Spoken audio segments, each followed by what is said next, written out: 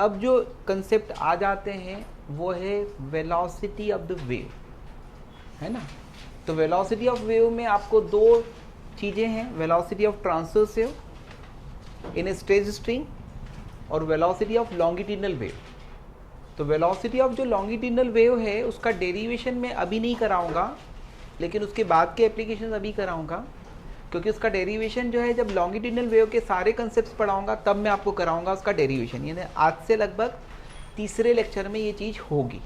ठीक, जब मैं सबसे पहले लॉन्गिट्यूडिनल वेव क्या होती है, कैसे प्रोपेगेट होती है, सारी चीज़ें बनाने के बाद में उसमें वेलोसिटी ऑफ लॉन्गिट्यूडिनल वेव का डेरिवेशन कराऊंगा। अभी मैं डायरेक्ट फार्मूला यूज़ करूंगा, लेकिन अभी मैं आपको ट्रांसवर्स वेव क्या होती है, उसकी वेलोसिटी क्या होती है, ये पढ़ाकर इसके क्वेश्चंस कराता हूँ।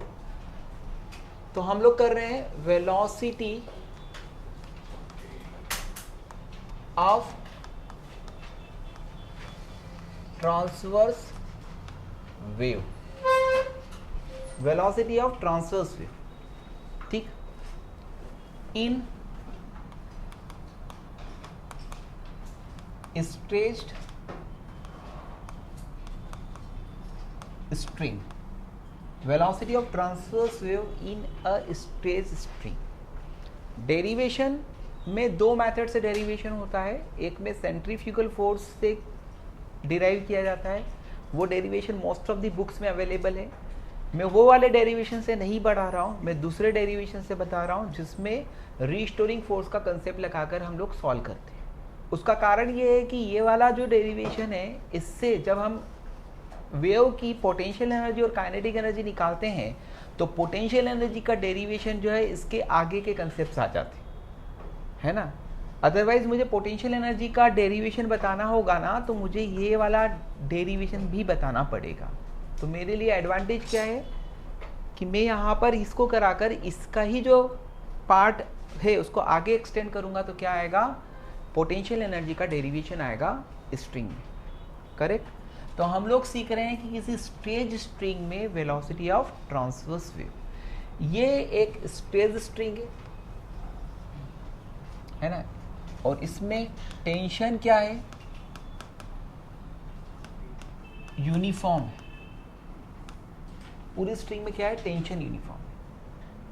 अगर वो अनडिस्टर्ब पोजीशन में है तो भी टेंशन यूनिफॉर्म है, डिस्टर्ब पोजीशन में है तो भी टेंशन यूनिफॉर्म, ठीक है। अब तुम बोलोगे सर डिस्टर्ब कर दिया, हल्का सा प्लग करके छोड़ दिया तो टेंशन चेंज होना चाहिए, लेकिन यहाँ पर कंसिडरेशन है, एजम्पशन है। फिजिक्स में कुछ चीज़ें एजम्पशन होती है उसके लिए, और वो कैसे होता है वो भी मैं आपको बताता हूँ। तो ये क्या हो गई, कोई स्ट्रेट स्ट्रिंग हो गई, है ना।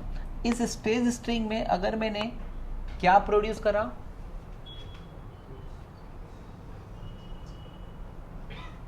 ट्रांसवर्स वेव प्रोड्यूस करी, थोड़ा सा प्लग करके छोड़ दिया, ठीक है, तो उस सिचुएशन में यहाँ पर क्या होगा कि टेंशन यूनिफॉर्म होगा थ्रू आउट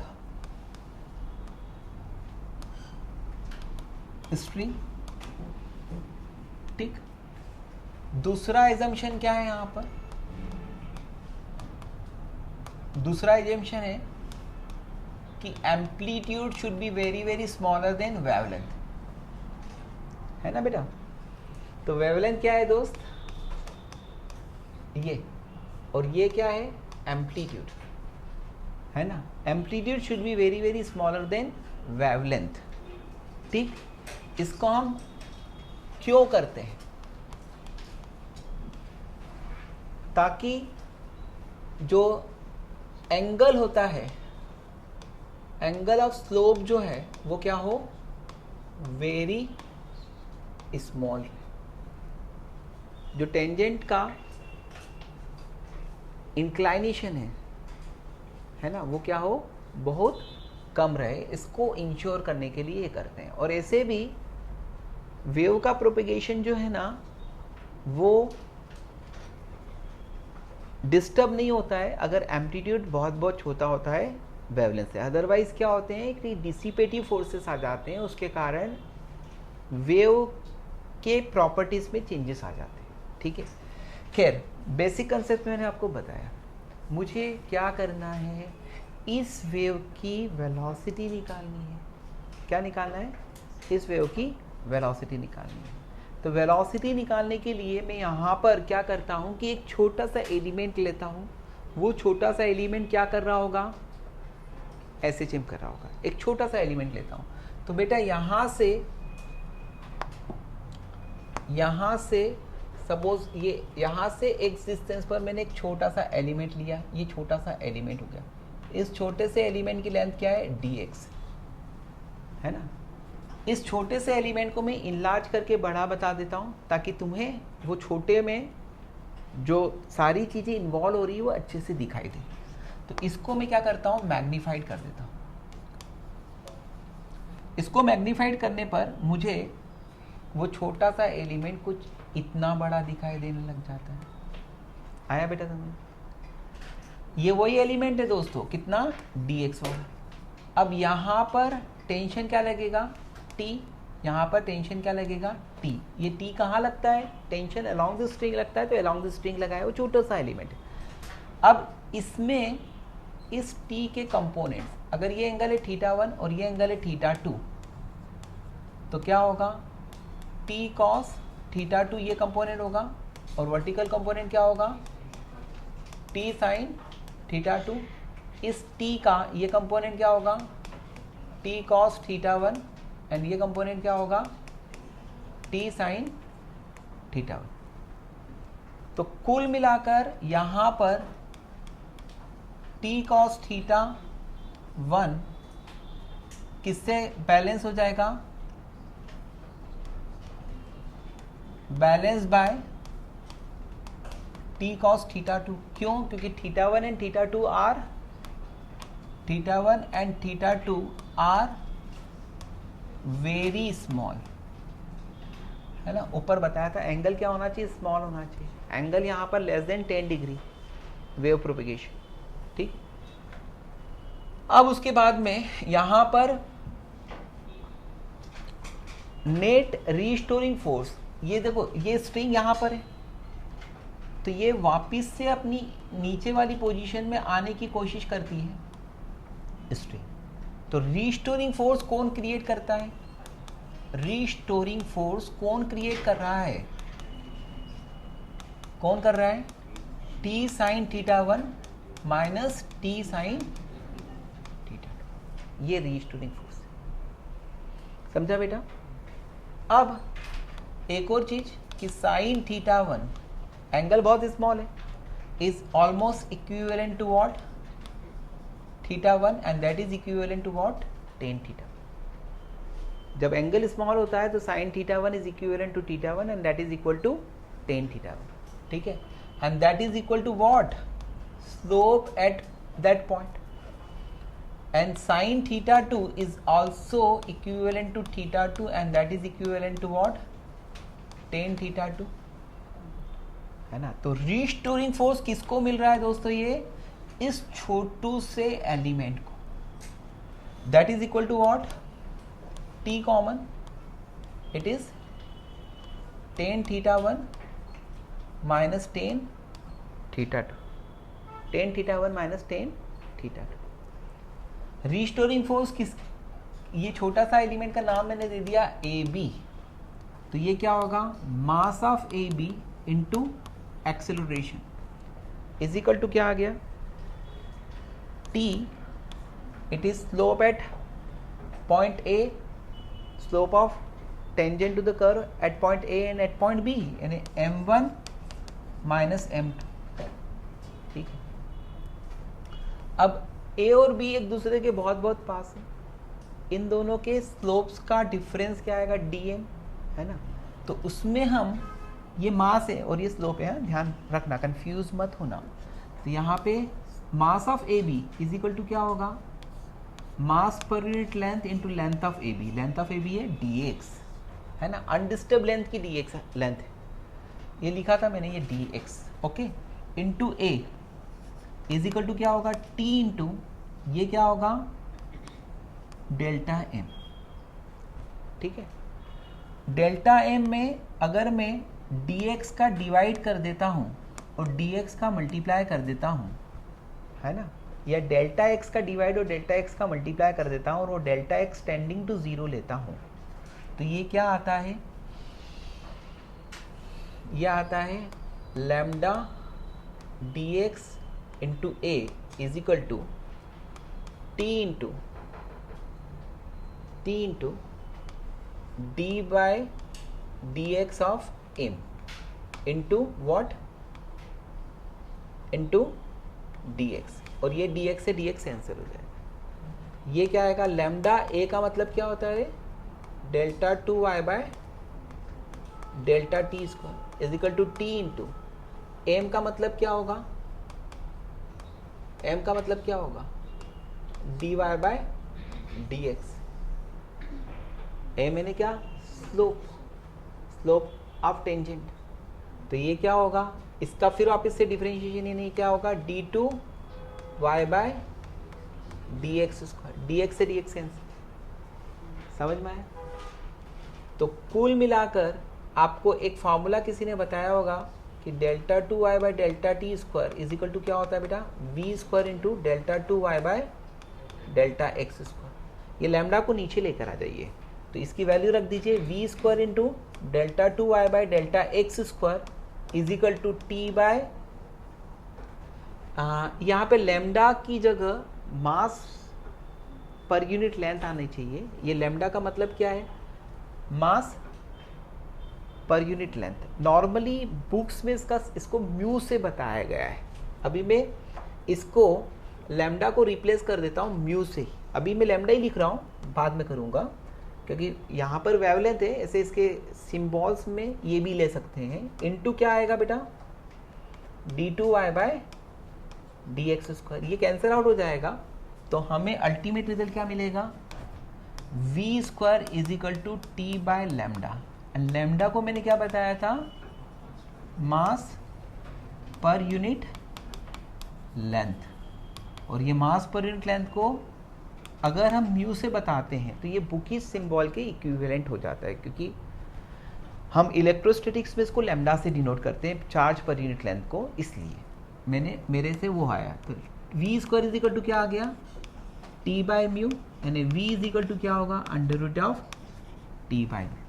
तो velocity of the wave is equal to क्या आ गया, under root of T by mu. आप चाहो तो शुरू से लैम्डा की जगह क्या ले लीजिए, लैम्डा की जगह क्या ले लीजिए, म्यू ले लीजिए, है ना,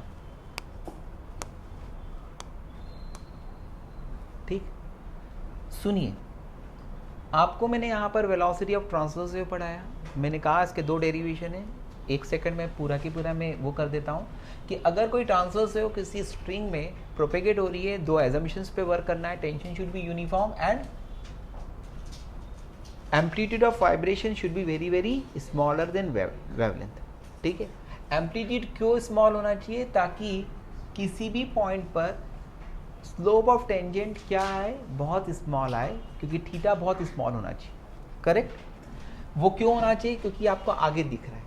अब उसके बाद में यहाँ पर अगर हम कोई सा भी पार्ट लेते हैं, चाहे ये वाला पार्ट लें या ये वाला पार्ट लें, ये वाला पार्ट ऊपर आने की कोशिश करेगा, ये वाला पार्ट नीचे आने की कोशिश करेगा। उसका कारण क्या है, इस एलिमेंट पे लगने वाला नेट फोर्स जो कि इसको रीस्टोर करता है। तो उसको मैंने अलग से एक्सटेंडेड फॉर्म में बताया कि टी लग रहे हैं, टी के ये कंपोनेंट कैंसिल हो गए और ये कंपोनेंट्स क्या हो गए, सब्ट्रैक्ट हो गए। तो net restoring force on this element is this, sin theta 1 and sin theta 2 can be written as m1 and m2, and this is restoring force acting on this small element AB।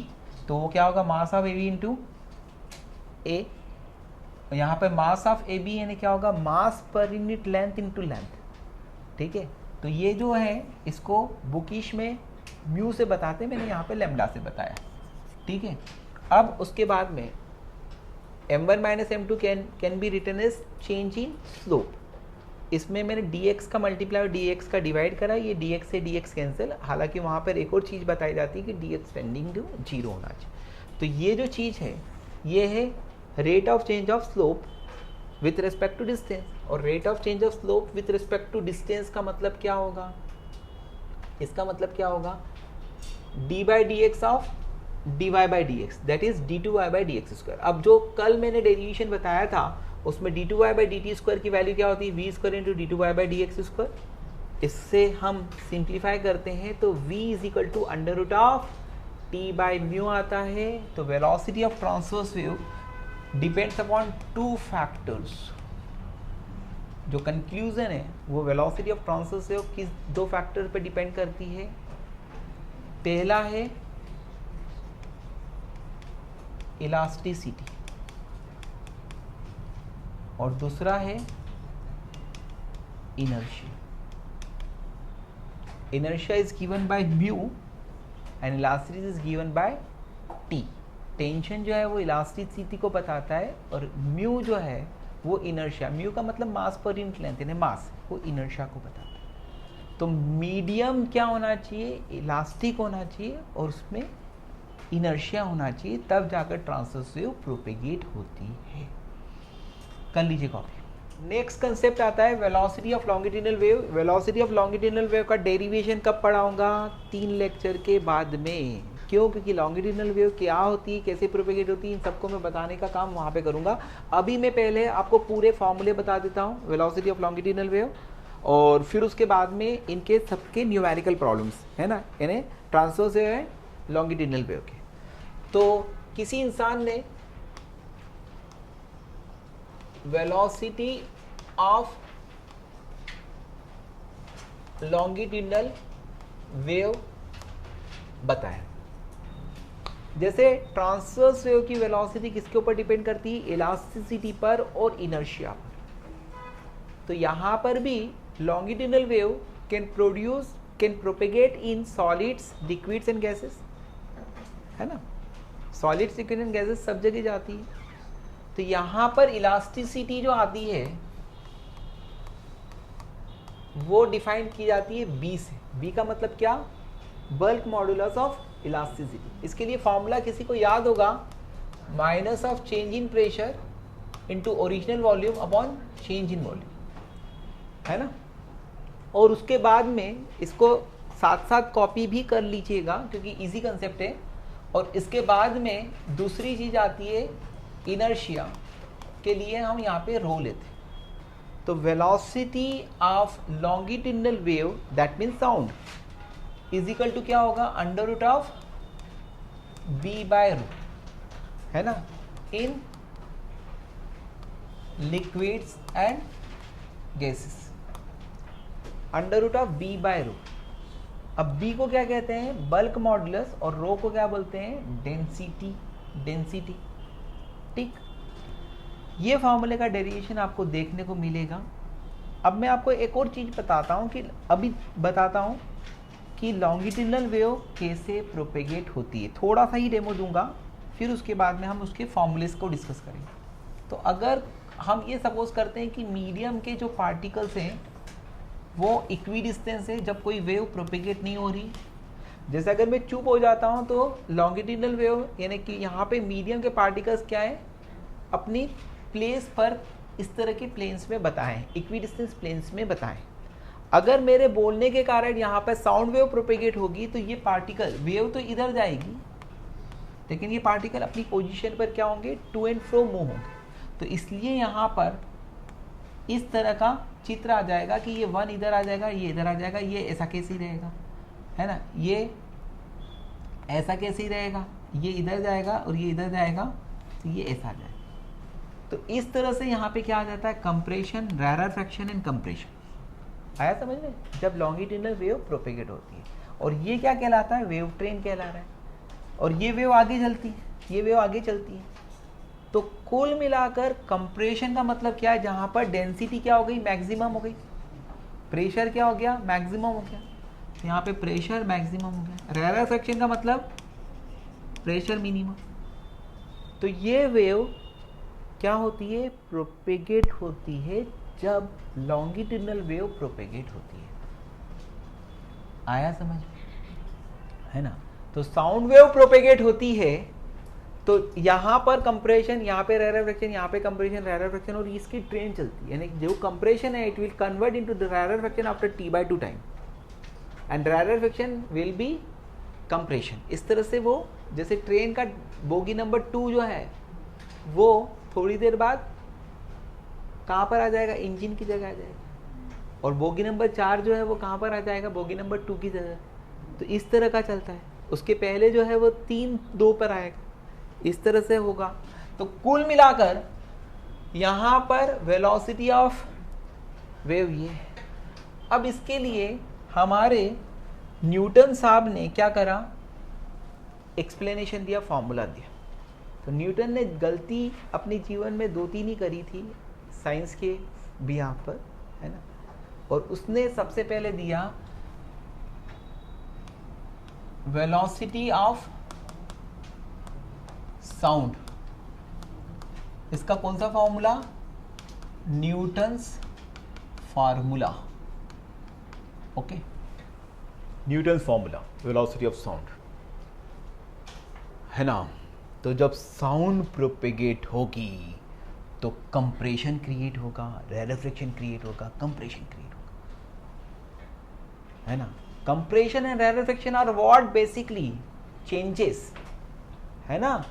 और ये जो changes हैं, changes occur in medium, यानी compression and rarefication, are isothermal in nature. हमारे Newton साहब ने ये कहा, दोस्तों जब तुम यहाँ पर साउंड वेव प्रोपेगेट करा रहे हो तो क्या कहीं पे टेम्परेचर बढ़ रहा है, कहीं पे कम हो रहा है, कहीं पे बढ़ रहा है? अरे भाई हम इतने ज़्यादा सेंसिटिव नहीं है। न्यूटन ने, हो सकता है कि वो सेंसिटिविटी उसकी ज़्यादा होगी तो उसको ये लगा होगा कंप्रेशन रेरिफिकेशन, कंप्रेशन रेरिफिकेशन में टेम्परेचर क्या है, कांस्टेंट है। आया बेटा समझ में? जहाँ पर कंप्रेशन हो रहा है ना, वहाँ पर, और जहाँ पर रेरिफिकेशन हो रहा है वहाँ पर टेम्परेचर क्या है, कांस्टेंट। ऐसा न्यूटन साहब ने बता दिया, ठीक है। तो न्यूटन ने आइसोथर्मल बताया है चेंज, तो उसके हिसाब से क्या होगा, पीवी इक्वल टू क्या होगा, कांस्टेंट होगा। अगर हम इसको डिफरेंशिएट करेंगे तो p is the first function, v का डिफरेंशिएशन dv होगा, plus v is the second function as it is, p का डिफरेंशिएशन क्या होगा, dp, कांस्टेंट का डिफरेंशिएशन 0। ओके, तो कौन मिला मुझे, minus of dp into v upon dv is equal to क्या आ जाएगा, p, और ये आएगा b। ये B क्या कहलाएगा, B आइसो, आइसोथर्मल वेग। तो अकॉर्डिंग टू न्यूटन जो वेलोसिटी ऑफ साउंड का फॉर्मूला होना चाहिए वो B बाय रो होना चाहिए, क्योंकि इसने ये बताया कि B कौन सा वाला होता है, isothermal, bulk modulus of velocity होता है, क्योंकि इसके हिसाब से चेंजेस क्या है दोस्तों, आइसोथर्मल है। अब B आइसो की वैल्यू क्या आ गई, P बाय रो। P क्या होगा, गैस ए, साउंड कहाँ पे मूव हो रहा है, एयर में, तो एटमॉस्फेरिक प्रेशर की वैल्यू कितनी है, 1.013 into 10 to the power 5 newton per metre square, and density of air कितनी है, 1.29 kg per metre cube, kg per metre cube. तो ये वैल्यू जो है अप्रोक्सीमेटली 279.5 मीटर पर सेकंड आता है। ओके, आया समझ में, 279.5 मीटर पर सेकंड। और एक्चुअल वैल्यू जो है वो क्या है, इससे 53 ज़्यादा है। तो यहाँ पर एरर जो है ना वो कितने की आ गई, 53 मीटर पर सेकंड का अप्रोक्सीमेटली, समझा? क्योंकि एक्चुअल वैल्यू 332 मीटर पर सेकंड। आ रहा है क्या समझ में, है ना? यानी न्यूटन क्या था, जीवन का एक फ्रॉड किया था बंदे ने, फ्रॉड कुछ था उसका, इसीलिए गलत आंसर आया, है ना। लेकिन क्या है, लोगों में अगर कुछ महान लोग होते हैं ना तो उनकी गलतियों को भी अपने को पढ़ना पड़ता है। ऐसे आगे लाइट में आपको उसकी गलतियाँ बताऊंगा कि न्यूटन ने ये बताया था कि लाइट का नेचर क्या है, पार्टिकल नेचर, है ना, बताया था। लेकिन उसने एक चीज़ बताई थी कि speed of light in denser medium is more as compare to rare medium, और वो गलत था। तो शायद इसके साथ में ग्रह योग ऐसे बैठे थे कि जहाँ पर वेलोसिटी निकालना है वहाँ पे उससे गलत गलत आ रहा था, है ना। अब खैर पत्रिका तो देखी नहीं अपन ने, लेकिन ये गलत है। और मैंने आपको बताया कि लाइट में उसने गलती क्या करी, युथी का बेटा आ गया समझ में, ठीक है। तो तू तो वर्ल्ड फेमस हो जाएगी अब युथी का नाम से, ठीक है। अब उसके बाद में मैंने क्या कहा कि इसमें एरर है, और वो एरर आई थिंक 17% आती है ना, कैलकुलेशन जो है उसका। अगर percentage error in the measurement पूछा जाए ना, तो true value minus measure value upon true value करके परसेंटेज एरर निकालते हैं, 17% के आसपास आती है। तो ये था न्यूटन्स फॉर्मूला, आप कॉपी कर लीजिए। तो फिर न्यूटन के ही पहचान का एक पर्सन था जिसका नाम था लाप्लास, यानी बहुत पास था इसलिए लाप्लास था, न्यूटन के पास था।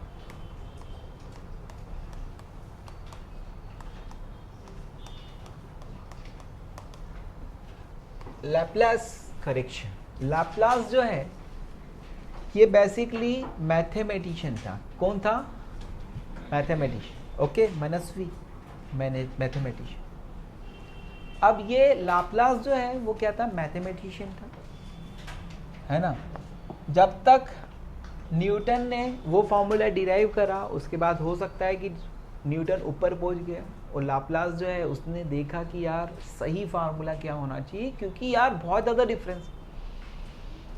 जब इस तरह का होता है तो हम लोग क्या करते हैं, कुछ जुगाड़ लगाते हैं, है ना। लाप्लास ने वो लगाकर देखा, उसने न्यूटन से कुछ क्वेश्चंस किए। अब सोचोगे कि ऊपर तो पहुंच गया न्यूटन, क्वेश्चन कैसे करे होंगे? लेटर भेजकर, क्यों, है ना। ये कंप्रेशन है, ये रैरेफैक्शन है, ये कंप्रेशन है, ये रैरेफैक्शन, ठीक है। अकॉर्डिंग टू लाप्लास यहां पर जब कंप्रेशन होता है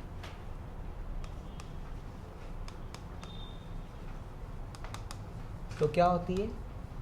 हीट इवॉल्व होती है। अब ये केमिस्ट्री का हीट इवॉल्व नहीं है, फिजिक्स का हीट इवॉल्व। हीट इवॉल्व होती है यानी क्या होगा, वहाँ का टेम्परेचर बढ़ेगा। केमिस्ट्री में उल्टा होता है, ठीक। और इन रैरेफैक्शन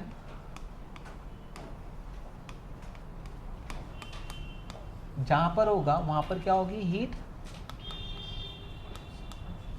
एब्जॉर्ब। अब ये केमिस्ट्री में हीट एब्जॉर्ब होती है ना, टेम्परेचर बढ़ जाता है। फिजिक्स में इसका उल्टा बोला जाता है क्योंकि हम अलग जगह रहते हैं, ठीक है। एनीवे, तो न्यूटन को उसने बोला यार कंप्रेशन में तो हीट इवॉल्व होना चाहिए, यानी यहाँ का टेम्परेचर क्या होना चाहिए? बढ़ना चाहिए, और यहाँ का टेम्परेचर क्या होना चाहिए? कम होना चाहिए। आया तुम? रैरेफैक्शन में टेम्परेचर कम होना चाहिए, ठीक। एक तरह से तो ये आइसोथर्मल नहीं होना चाहिए। न्यूटन ने उसको ऊपर से ही आंसर दिया होगा कि दोस्त यहाँ का जो हीट इवॉल्व है सराउंडिंग में चला जाता है, यहाँ का टेम्परेचर कांस्टेंट रहता है, और यहाँ पर सराउंडिंग से हीट आ जाती, तो यहाँ का टेम्परेचर फॉल नहीं होता है, मेंटेन होता है। तो न्यूटन ने बोला कि लाप्लास ने बोला कि कौन कम्युनिकेट करता है हीट को? Definitely air. तो लाप्लास ने बोला बेटा, यानी बेटा बोल देते हैं ऐसे, air is a poor conductor, है ना। तो air can not exchange the heat, ठीक है। दूसरी बात है कि दोस्तों कि जहां पर कंप्रेशन है वहां पर थोड़ी देर बाद रैरेफैक्शन, और जहां पर रैरेफैक्शन है वहां पे कंप्रेशन, और ये चीज चलती रहती है, और इसमें मिली सेकेंड्स लगते हैं। Compression will turn into the rarefaction in some milliseconds. तो ये प्रोसेस क्या है? फास्ट है।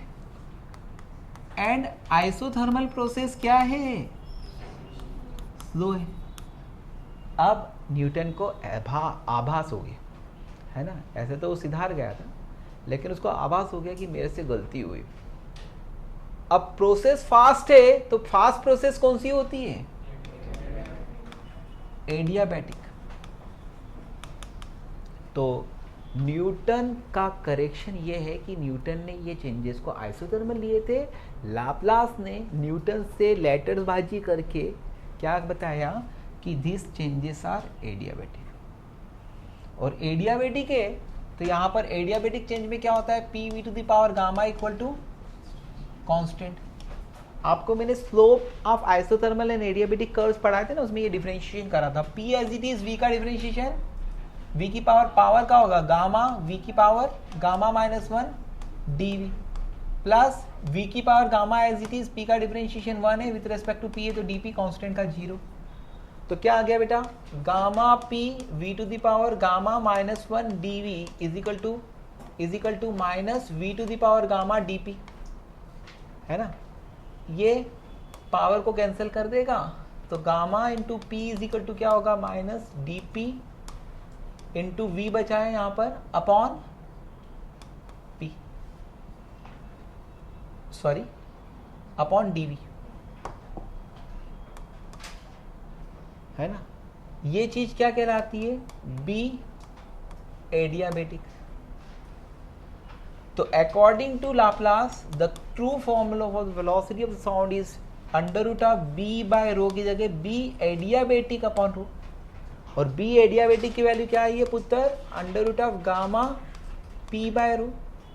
ये वैल्यू क्या है पुत्र, 1.4, क्योंकि डायटोमिक गैस है एयर में, उसका गामा 1.4 होगा into 1.013 into 10 to the power 5 upon rho यानी 1.29। इसकी वैल्यू अप्रॉक्सीमेटली 332 मीटर पर सेकंड आती है। सही क्यों आया, क्योंकि गलती नहीं करी। गलत क्यों आया, क्योंकि न्यूटन ने गलती करी। तो इस तरह से velocity of sound in air का ट्रू फॉर्मूला 332 मीटर पर सेकंड होता है, और इस वेलोसिटी ऑफ साउंड के लिए फॉर्मूला क्या होता है, under root of gamma P by rho. समझ गए, कॉपी कर लो। Effect of pressure on velocity of sound। Velocity of sound के लिए फॉर्मूला हमारे पास में था, वेलोसिटी ऑफ साउंड के लिए फॉर्मूला क्या था, चिल्लाकर बोलो, under root of gamma P by rho. Newton से प्यार हो या कुछ भी हो, लेकिन formula under root of gamma P by rho है, क्योंकि लाप्लास अपने पास है। ठीक, तो under root of gamma P by rho is the velocity of sound in air. देखने वालों को जो दिखता है वो जरूरी नहीं है सही हो, है ना। उनको ये लगेगा कि अगर हमने प्रेशर को डबल कर दिया, ट्रिपल कर दिया, 4 टाइम्स कर दिया तो वेलोसिटी ऑफ साउंड क्या होगा बेटा, बढ़ जाएगा। लेकिन वो कंडीशनल है। ये क्वेश्चन पूछा जाता है कि अगर प्रेशर को मैंने 4 टाइम्स कर दिया तो वेलोसिटी क्या होगी, 2 टाइम्स होगी। फॉल्स, कंडीशन देखी जाती है। तो इसलिए ध्यान रखो कि यहाँ पर फॉर्मूला ये मिला। चलो हम आगे बढ़ते हैं। तो V इज इक्वल टू क्या होगा, चिल्लाकर बोलो, gamma P by rho. Density is equal to क्या होता है बेटा, mass of the gas upon volume. Volume क्या हो गया, उछक्कर ऊपर आ गया। तो ये क्या हो गया, गामा P की जगह क्या होता है, nRT बाय स्मॉल है। और molar mass of the gas बराबर क्या होता है, मास of the gas upon number of moles. तो यहां पर वेलोसिटी ऑफ साउंड के लिए फॉर्मूला क्या आया, under root of gamma RT by m। m is the molar mass of the gas, जो कि फिक्स होता है। ऑक्सीजन के लिए 32 होगा, है ना, नाइट्रोजन के लिए 28 होगा, है ना। तो गामा RT बाय m। तो देखा जाए तो अगर किसी ने क्वेश्चन ये पूछा कि टेम्परेचर कांस्टेंट रखकर अगर प्रेशर को मैं 4 गुना क्या 100 गुना भी कर दूंगा तो क्या होगा, वेलोसिटी ऑफ साउंड अनचेंज रहेगा। यानी यहाँ पे इंसल्ट क्या, सॉरी रिजल्ट क्या आया, रिजल्ट क्या आया कि velocity of sound is independent of pressure keeping T constant। अगर कांस्टेंट टेम्परेचर होता है ना तो वेलोसिटी किसके ऊपर डिपेंड नहीं करती, प्रेशर पर। आया समझ में। अगर तुम प्रेशर को 4 गुना कर दोगे तो वेलोसिटी डबल नहीं हो जाएगी पुत्र, टेम्परेचर अगर उतना ही रखा तो। सोचो, ठीक है, क्योंकि उतना ही टेम्परेचर रखने पर इंडिपेंडेंट। अब सुनिए, इफेक्ट ऑफ प्रेशर समझ में आ गई। अब इसमें एक और पार्ट आपको अभी के अभी लगे हाथ समझा देता हूं, वो है इफेक्ट ऑफ टेम्परेचर। दूसरा, ये क्या सिखा रहा हूं, factor affecting velocity of sound. तो फैक्टर अफेक्टिंग में अपने को गामा पी बाय रो दिख रहा था, ठीक है, लेकिन अगर हम टेम्परेचर को कांस्टेंट रखकर प्रेशर में जितना वेरिएशन करते हैं ना, तो उतना डेंसिटी में भी सेम रेशियो एंड प्रोपोर्शन में वेरिएशन आता है, इसलिए कांस्टेंट है। अब टेम्परेचर का क्या कहना है, फॉर्मूला तो ऑलरेडी तुम्हारे पास में है ना बेटा, under root of gamma R T by M, यानी velocity of sound is directly proportional to what, square root of temperature. But temperature काय में होना चाहिए, इन एब्सोल्यूट, एब्सोल्यूट में टेम्परेचर होना चाहिए। यानी टेम्परेचर को 27 डिग्री सेंटीग्रेड से 37 डिग्री सेंटीग्रेड कर दिया तो वेलोसिटी पे क्या फर्क पड़ेगा, अगर ये क्वेश्चन पूछा जाए तो कैसे करने का। तो यहाँ पर v1 upon v2 is equal to क्या होगा, under root of gamma r by m cancel हो जाएगा, अंडर रूट ऑफ क्या होगा, t1 upon t2 in absolute temperature. लेकिन एक और चीज है जो मैं आपको बताना चाहता हूं, ठीक है, जब हम इसको सिंप्लीफाई करते हैं बाइनोमियल थ्योरम का यूज करके, तो आपको एक अच्छा रिजल्ट आता है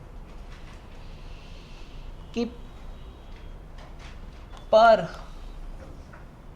डिग्री सेंटीग्रेड ने 1 डिग्री सेंटीग्रेड टेम्परेचर बढ़ाने पर वेलोसिटी बढ़ेगी कम होगी, बढ़ेगी। इतनी देर मतलब 1 डिग्री सेंटीग्रेड टेम्परेचर वेलोसिटी क्या होगी, कम करने पर पूछा है, कम होगी। आया समझ में। तो कुल मिलाकर पर डिग्री सेंटीग्रेड जो चेंज इन वेलोसिटी होती है वो 0.61 मीटर पर सेकंड होता है फॉर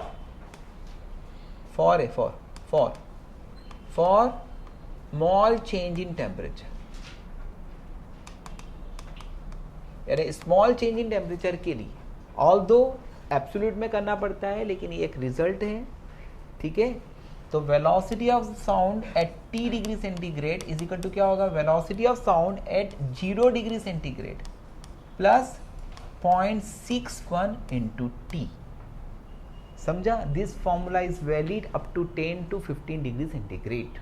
उसके ज़्यादा के लिए करना पड़ेगा तो इस तरह से एब्सोल्यूट टेम्परेचर यानी 273 plus T1 upon 273 plus T2 का स्क्वायर रूट लेकर फिर सॉल्व करना पड़ेगा। That calculation is difficult, calculation करने में थोड़ा सा डिफिकल्ट, लेकिन एक रिजल्ट आता है। फॉर एग्जाम्पल अगर किसी ने कहा कि यार 27 डिग्री सेंटीग्रेड पर वेलोसिटी ऑफ साउंड कितना है, 332 मीटर पर सेकेंड है, तो 37 डिग्री सेंटीग्रेड पर निकाल, तो तू बोलेगा कोई बात नहीं अभी निकल जाता। तू क्या कर, पर डिग्री सेंटीग्रेड 0.61 ऐड करने का है, बढ़ाने का है, तो 10 डिग्री सेंटीग्रेड में 0.61 इंटू 10 करना है, और 10 करेंगे तो कितना आएगा 6.1, यानी 332 प्लस 6.1 इज 338.1 मीटर पर सेकंड आंसर आएगा। तो कहने का मतलब यह है कि ये जो चीज़ है ना, ये फैक्ट आपको यानी मेरे सारे सबसे अच्छे बच्चे मेरे बायो वाले के लिए अच्छा है, ये ब्रह्मास्त्र है ना। तो कुल मिलाकर आप सीखिए और सिखाइए अगर आपसे कोई सीखने वाला है तो, ठीक है। वेलोसिटी ऑफ साउंड को अफेक्ट करने वाले 2 फैक्टर्स बता दिए मैंने, प्रेशर बता दिया, प्रेशर का इफेक्ट ऐसे directly proportional to square root of pressure होता है वेलोसिटी ऑफ साउंड, लेकिन कब, अगर टेम्परेचर कांस्टेंट होता है तब नहीं। जब टेम्परेचर कांस्टेंट होता है velocity of sound is independent of pressure, velocity of sound is directly proportional to square root of temperature. The formula is under root of gamma R T by capital m, ठीक है। इस पे best questions भी मैं आपको दूंगा अभी। अब तीसरा है effect of humidity. Effect of humidity. Humidity कब ज़्यादा होती है? ड्यूरिंग रेन, आफ्टर रेन की समर डेज। ह्यूमिडिटी इंक्रीजेस कब? आफ्टर रेन, क्योंकि आफ्टर रेन एयर में क्या होंगे? वाटर वेपर्स ज़्यादा होगी, ह्यूमिडिटी ज़्यादा होगी।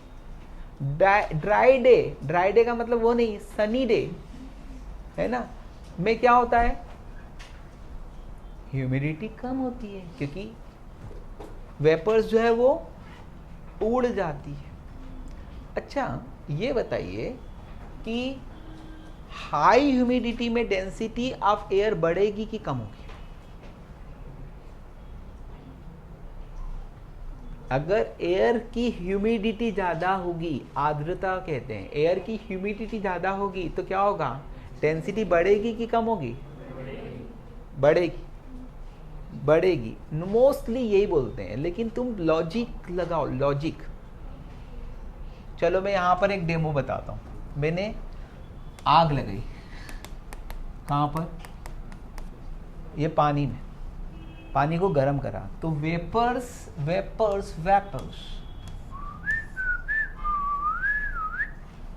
ऊपर उठती। ऊपर उठने वाली चीजें हल्की, यानी water vapours are lighter than air. समझे? आया समझ में? तो ह्यूमिडिटी इंक्रीज होगी तो क्या होगा? Density decreases. समझा? समझा? ठीक है। ह्यूमिडिटी इंक्रीज होती तो क्या होता है? डेंसिटी कम होती है। तो velocity of sound is equal to क्या है? Under root of p by rho. Rho decreases high humidity में तो क्या होगा? Velocity of sound increases. यानी कि after rain velocity of sound क्या होगी? ज्यादा होगी। After rain velocity of sound क्या होगी? ज्यादा होगी। यानी आफ्टर रेन अगर कोई आवाज निकालेगा तो वो साउंड थोड़ा सा प्लीजेंट लगेगा, क्योंकि साउंड की वेलोसिटी ज्यादा होगी तो क्या होगा? आपको अच्छा सुनाई देगा। समझे क्या? एक चीज होती है, वो होती है इंटेंसिटी, और इंटेंसिटी किसके प्रोपोर्शनल होती है? वेलोसिटी के भी प्रोपोर्शनल होती है। तो वेलोसिटी बढ़ने से इंटेंसिटी भी क्या होती है? बढ़ती है। ये मैं बाद में आएगा एक डेरिवेशन, क्योंकि मैंने कहा था पोटेंशियल एनर्जी, काइनेटिक एनर्जी, और उसके बाद में total energy, power and intensity, ये इसके बाद वाले लेक्चर्स में अभी आएगा। तो कुल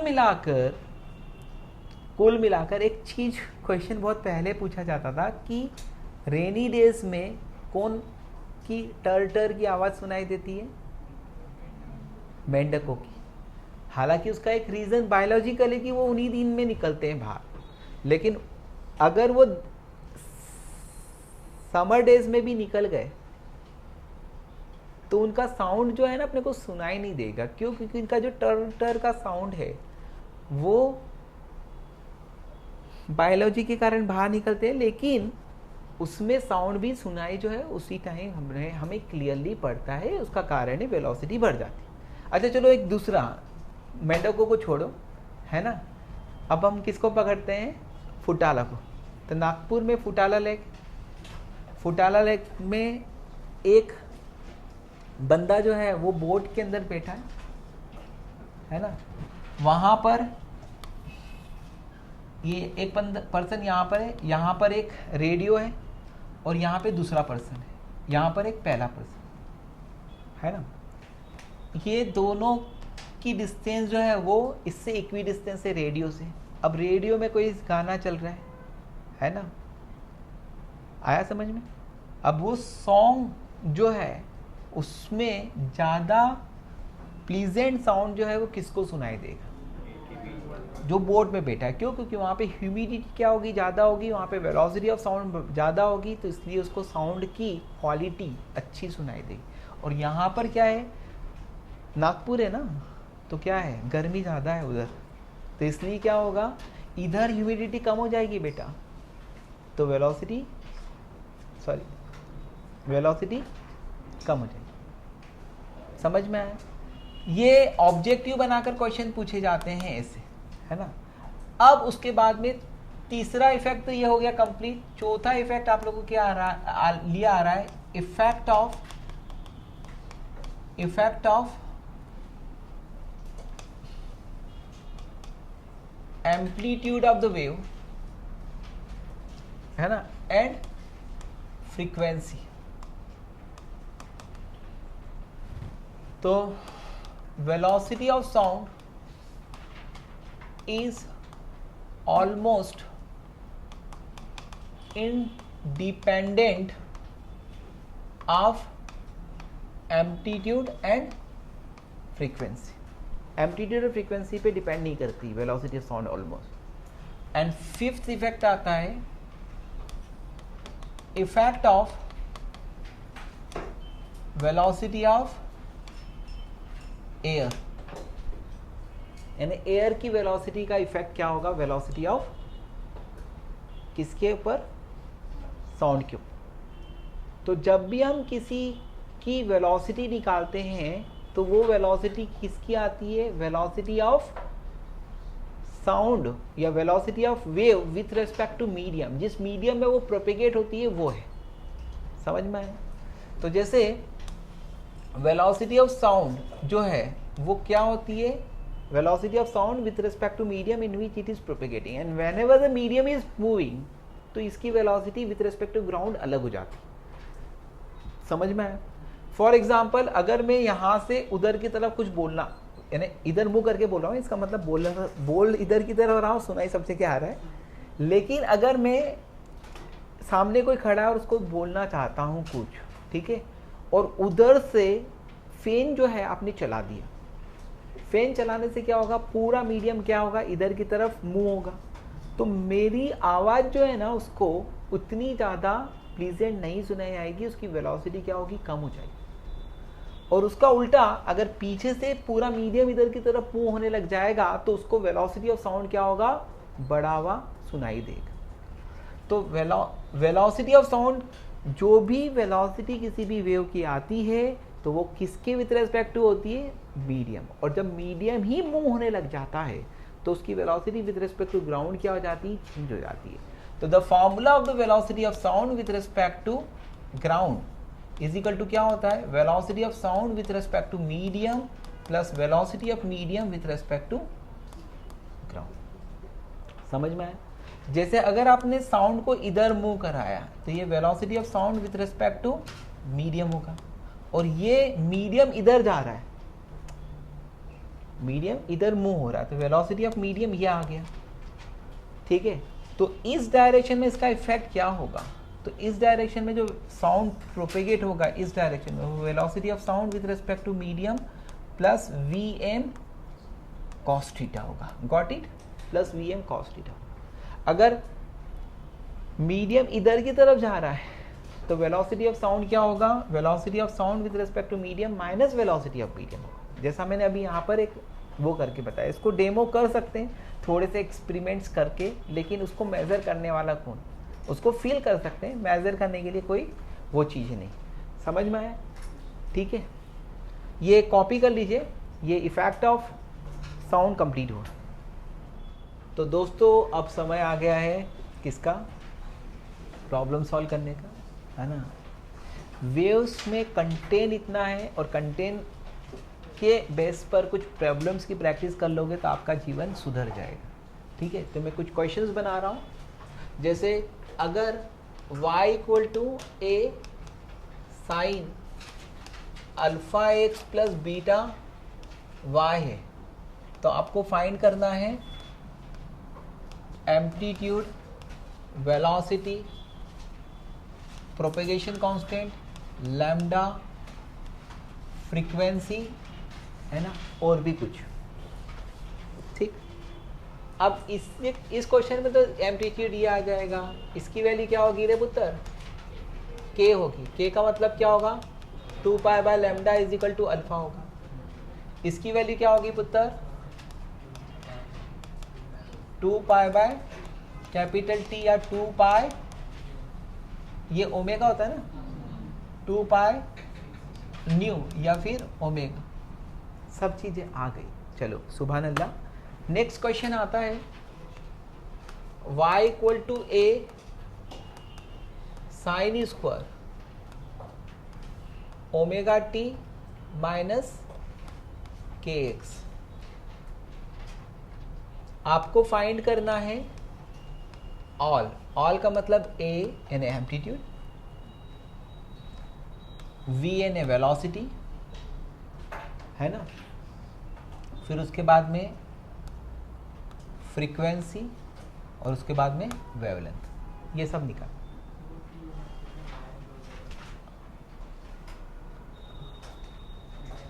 बीटा टी, यस ये सही बच्चा है, इसने अपने को अच्छे से बताया है कि ये टी होना चाहिए। Okay correct. नेक्स्ट क्वेश्चन है सबसे अच्छा। ये क्वेश्चन को सॉल्व करने के लिए मैं हिंट दे देता हूं कि यू साइन स्क्वायर थीटा को रिप्लेस कर दो 1 minus cos 2 theta whole divided by 2। तो इसको सिंप्लीफाई करोगे ना तो your amplitude becomes half and frequency becomes double. जैसा कहां पर हुआ था एसएचएम में काइनेटिक एनर्जी या पोटेंशियल एनर्जी। तीसरा क्वेश्चन ये मुझे बहुत अच्छा लगता है, तीसरा क्वेश्चन ही मुझे बहुत अच्छा लगता है। इसको 2-3 मेथड से कर सकते हैं, क्वेश्चन बहुत अच्छा है ना। सुन लो ध्यान से कि equation of transverse wave propagating in medium m1 is given by y equal to a sin omega t minus kx। Okay ठीक।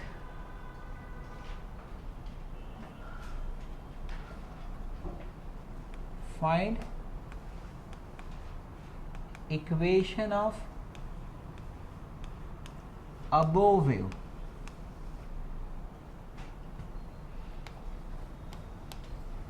with respect to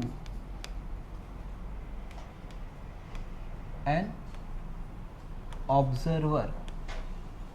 पहले equation of wave with respect to medium होती थी, अब क्या निकालना है, इसी wave की इक्वेशन किसके विथ रेस्पेक्ट टू निकालना है, with respect to an observer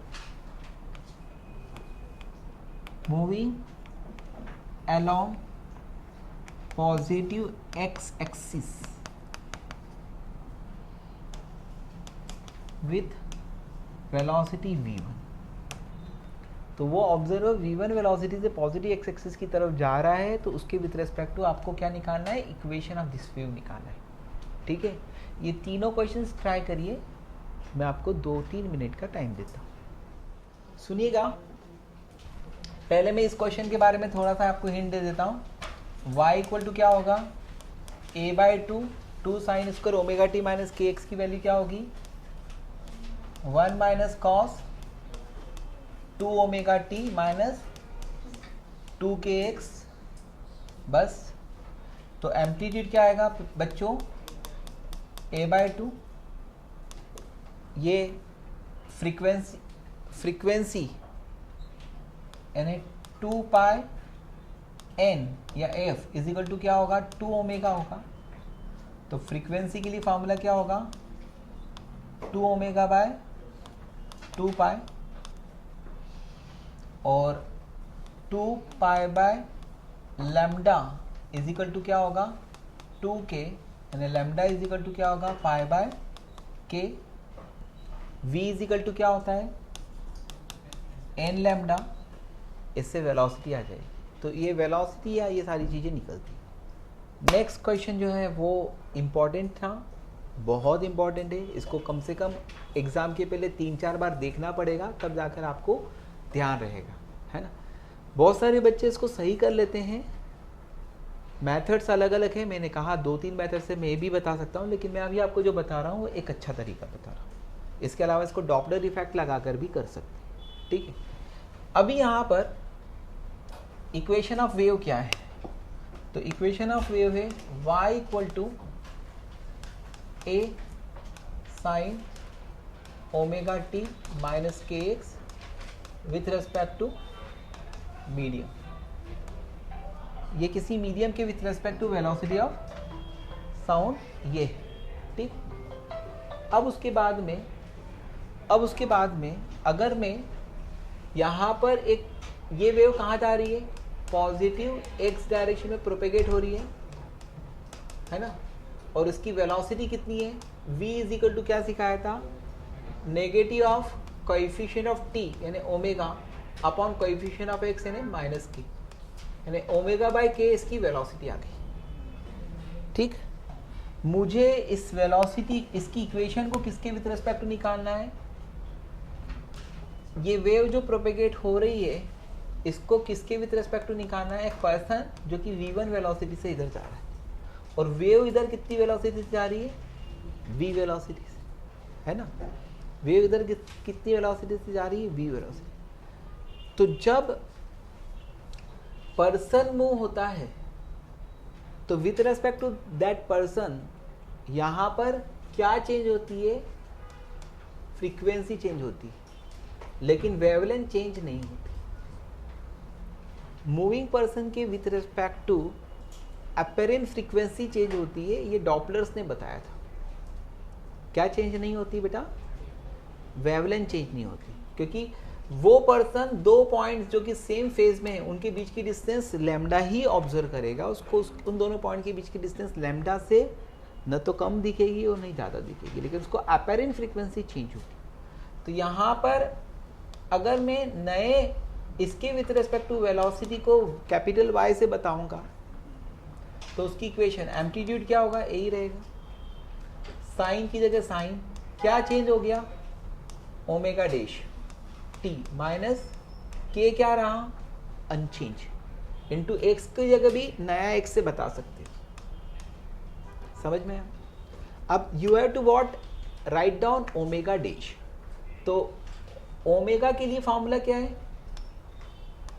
omega के लिए फॉर्मूला क्या है बेटा, के इंटू वी। के वही है लेकिन वेलोसिटी चेंज होगी। ओमेगा डैश क्या होगा, k into velocity of wave with respect to observe. दोनों सेम डायरेक्शन में जा रहे हैं तो ये क्या होगा, k into velocity of wave with respect to observer is v minus v1। इसमें से मैं v कॉमन निकालता हूं तो क्या आ जाता है, 1 माइनस v1 बाय v।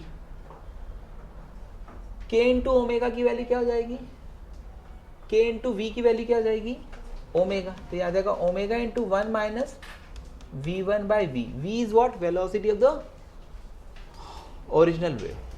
तो what will be your answer, answer will be y equal to a sine omega dash की जगह क्या आ गया, omega into 1 minus v1 by v into T minus के into x. This is your answer, है ना। Copy कर लीजिए।